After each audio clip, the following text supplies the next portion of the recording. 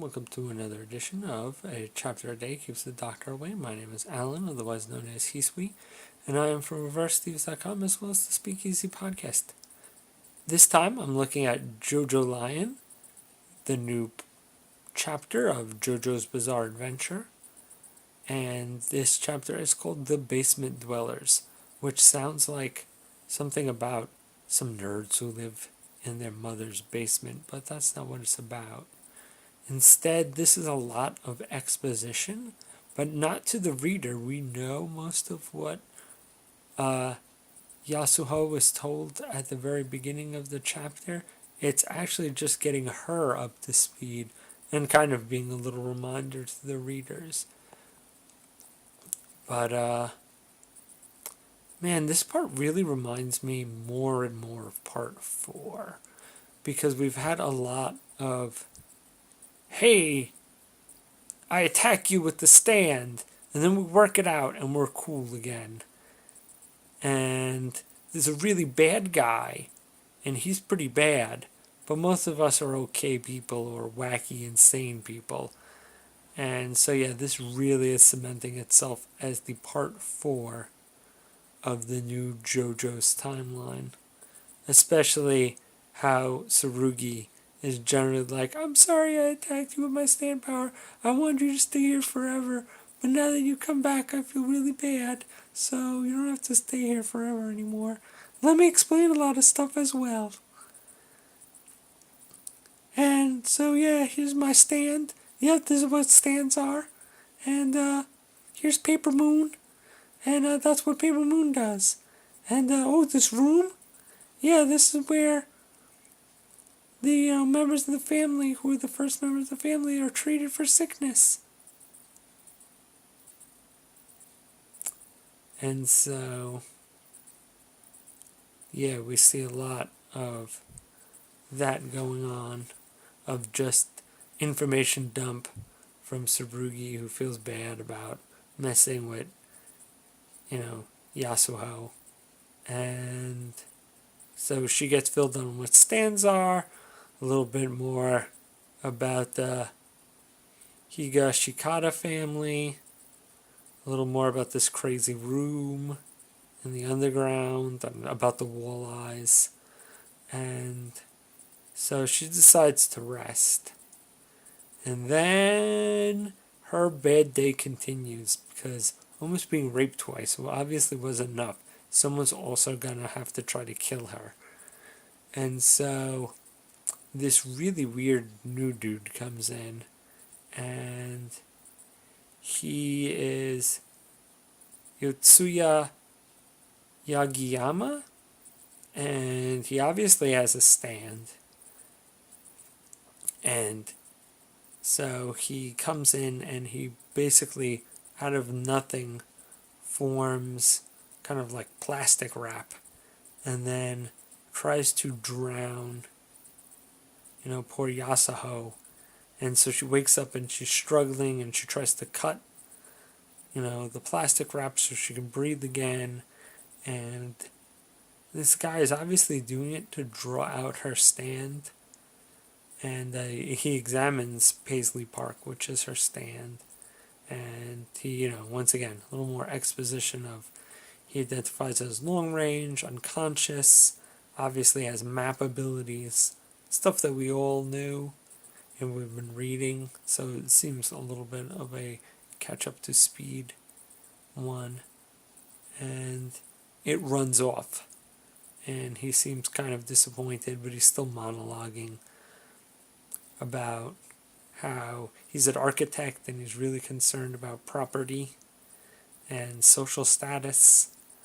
And apparently he has a, grudge against the main character, doesn't want him to get his memories back and wants to kill him. I'm wondering if he actually has a grievance with the main character, or at least this personality, or if it's about Kira, because Kira could be a right douchebag, and I have a feeling a lot of people are going to go after the protagonist just because they want to kill or mess with Kira, who is only like half of the protagonist, and we don't know how much of his personality.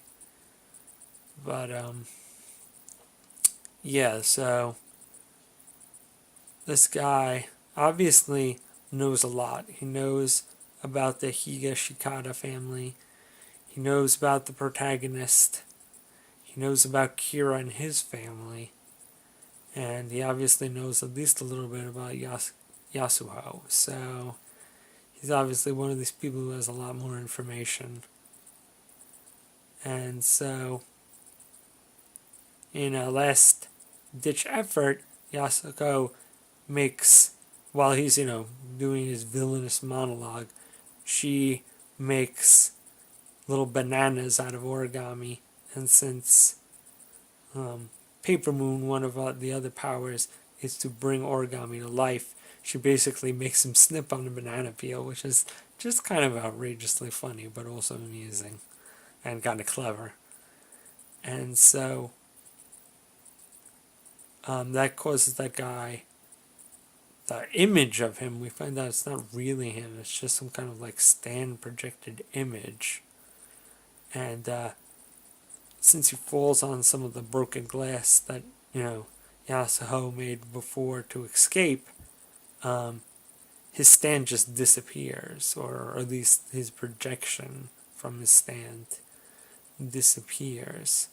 And she freaks out. But while this is going on, Paisley Park had escaped and tells the protagonist, kind of doesn't tell him exactly what's going on, but it does like spur in this kind of eureka moment where he realizes how he was attacked, who he was attacked by, and where he has to go next. So it seems like Paisley Park's general ability is it gets people where they need to go. Either, when it was having him escape from the bike stand, or now getting him to go and, where Yasuho is. So essentially, it is the GM's friend. That is her stand. It gets PCs together and where they need to be. That is a useful stand. Not necessarily the best combat stand, but a useful stand whatsoever. So thankfully, that to Paisley Park, we'll get Yasuho and the main character back together again. But yeah, obviously we have a new enemy. I'm wondering if he's going to be the next person they have to deal with. He kind of feels knowledgeable enough that they're going to keep him on hold for a while. He might throw some other people at them. But he could be the next person. Depends how much they want to give away now. Because, really, other than some like new wrinkles, this was mostly a catch-up. New readers or readers who haven't remembered it, they have been going on hiatus for a little while because of all the JoJo stuff going on. So it might be like a refresher chapter as well as a little plot mover. So I'm curious to see what will happen next. Man, hopefully Yasuho doesn't have any more horrible things happen to the next chapter. Alright, see you guys then.